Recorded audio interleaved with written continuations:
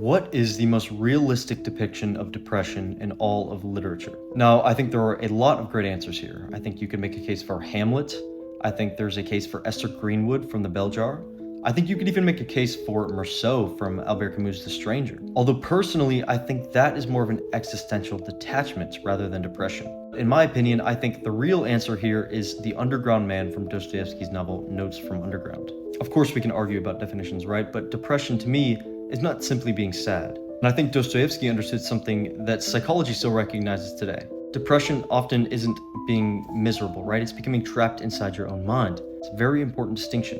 And when we look at the underground man, I mean, he overthinks every conversation. He, imagines arguments that never happen. He isolates himself even though he desperately wants connection, and then he pushes people away the moment they get close. He knows his overthinking is destroying him, but that awareness does not free him. If anything, it makes the cycle even worse. And that's what makes him, to me at least, feel so real.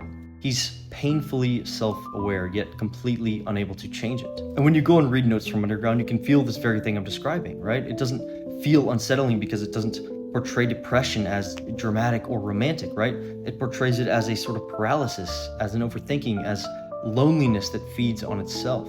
I don't know if I'd call him the greatest character Dostoevsky ever wrote, but he certainly might be the most psychologically honest, at least in the modern world. I think in today's world, if people were to go and reread Dostoevsky, I think this character would connect the most, at least in terms of things like depression. I think at least that understanding this character would do the most amount of good for the most amount of people. But of course, I would love to hear your opinion.